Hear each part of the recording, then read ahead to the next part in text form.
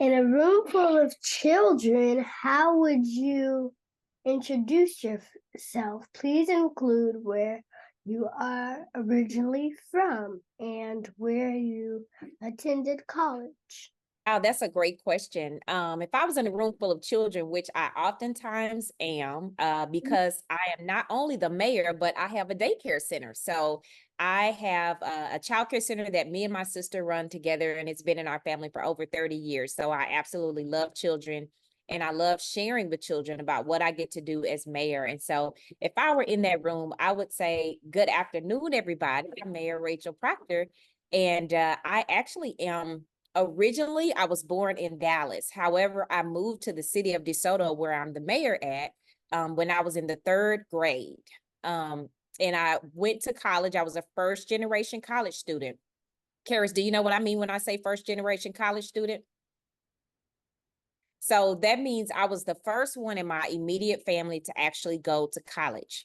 So when I went to college, I went to the University of Texas in Arlington. Who live by that school, Caris? It's UTA up the street from us. I know. What does it mean to be a mayor? So basically, what we do, the city mayor is elected by the people, and we help to run the city's government. And so being elected means that you are voted in by the people that live in that particular city. So just like the president of the United States, they're elected by the people, so are we as mayor. And so they get to choose who they want to be the mayor. And so I also work with other leaders such as our city council members. I work with our state representatives. I even work with our Congress people, and I've even met the vice president. I also help to make rules and laws that help to improve the quality of life for your family. We solve problems, and we work together to make our cities a better place for the people that live there. Okay.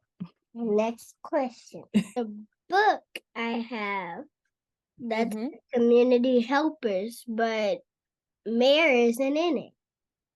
Oh, wow. I There's can't believe that, because we help a lot of times, even more so than the president and other people, because we're right there in your community. And so we make decisions that impact your quality of life and your day to day. So you might even run into your mayor in the grocery store because they live in the community with you. So I'm shocked to hear that the mayor was not in that book as well. police officer, mail carrier, firefighter, chef, doctor, veterinarian. Oh, wow. What is the one contribution that you are most proud of this far in your tenure? I would say there are a lot of things that I'm really proud of because I'm so grateful to be able to give back to specifically to the city of DeSoto, because I grew up in the city of DeSoto. And so one of the things that I said I wanted to do when I became the mayor was to create opportunities that I wish I would have had when I was growing up in DeSoto. So to your question, one of the things that I'm most proud of is our student internship program. Now, we had always had interns.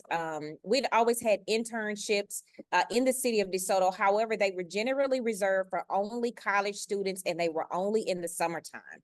So what we were able to do, we were able to take the money we had already had allocated for our interns, and we were able to create a program that expanded it to include high school students. So our young people that live within our city, that are in schools within our city, have a chance to work within our city, and they are paid internships. So that means they don't work for free.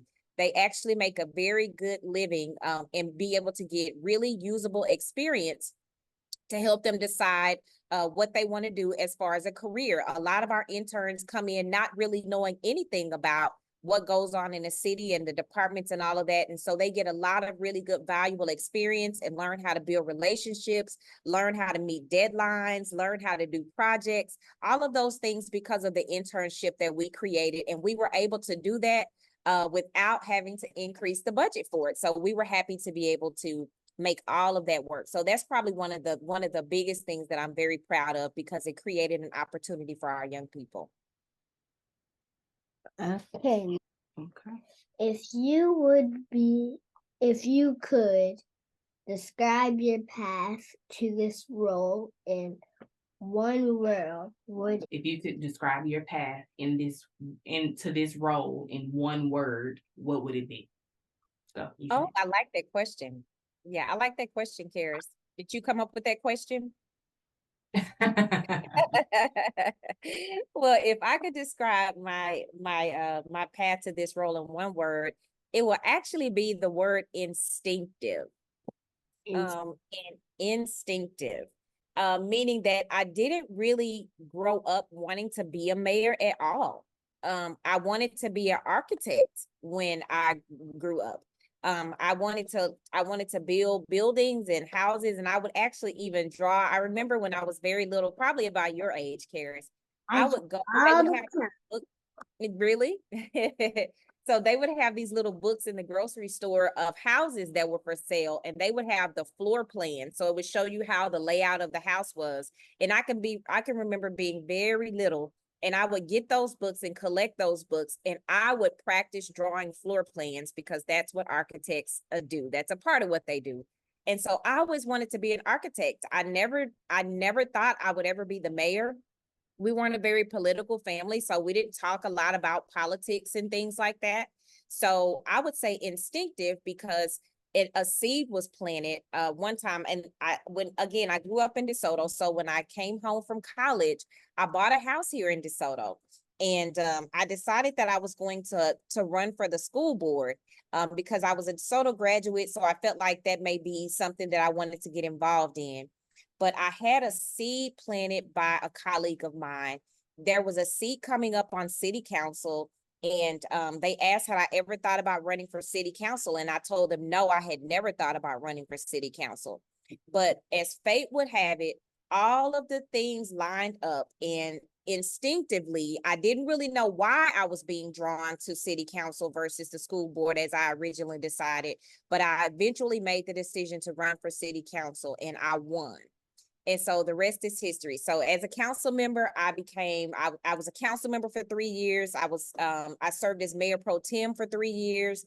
And so that's when I got involved. And even as a council person, I don't really know if I immediately ever saw myself as the mayor.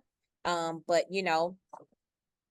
instinctively, all those things started lining up, and I was like, well, I don't know why I'm choosing this path, but I felt like that was the path God was leading me on. So that's my word. It's cool because we've interviewed an architect.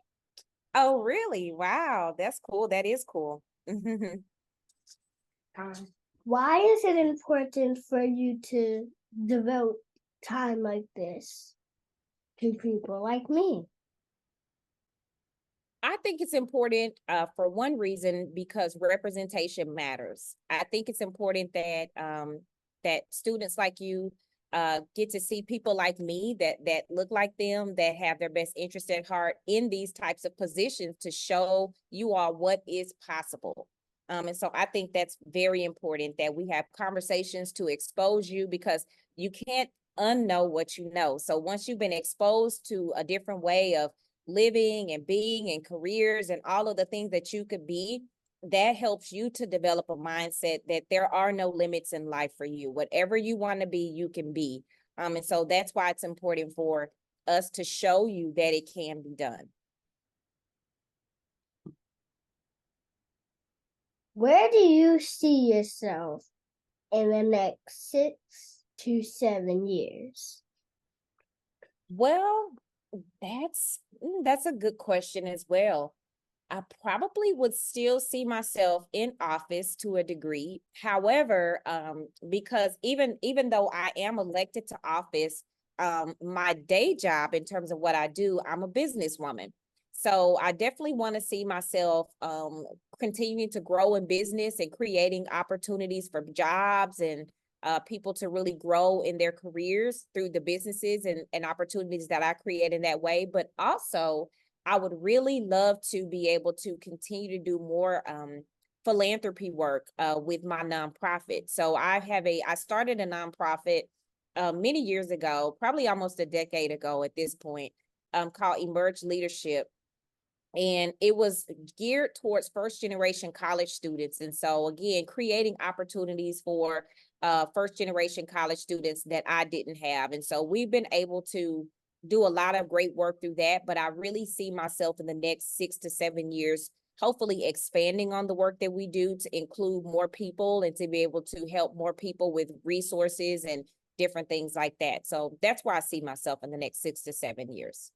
What would you say to your 6-year-old self? Oh, wow. I can remember being 6 because I remember The books. I remember whose class I was in. So 6 years old was a very special year for me. I would say, as it pertains to what I would tell myself regarding just the journey that you have to go on, right, into becoming the person that you're supposed to become. To my 6-year-old self, a lot of times I would tell myself that it's not going to always be easy. Even when you're going after your dreams and you're pursuing really good things, sometimes bad things may happen, or it may get hard, or it may get difficult or challenging. But if you continue to work hard and you believe in yourself and you keep God first, nothing is impossible for you. So even with all of the challenges you may encounter, I would tell my 6-year-old self, you can do hard things, baby girl. Do you have a question for me? I do have a question for you. What do you want to be when you grow up? Because I guess you've seen a lot of different careers and a lot of different pathways that you could take. What resonates with you the most? Being a judge. Being a judge. Oh, I have lots of friends that are judges. As a matter of fact, a good friend of mine, I think you've interviewed her already, Judge Shaquita Kelly. She's having an event, and we're going to be a part of it. And it's going to be talking to young women and older women as well, but talking to young women about just how to do positive things and providing that mentorship. So I'm excited about it. I love that you want to be a judge. Thank you for taking your time to talk with me. Absolutely. Thank you for having me. I appreciate it. I'm honored. It's my pleasure. Happy Women's History Month. Same to you. Thank you so much. And same to you, Mom. Thank you. Same to you. Thank you so much for your time. We appreciate it. I appreciate the opportunity. Y'all have a great day. You too. Bye-bye. Bye-bye.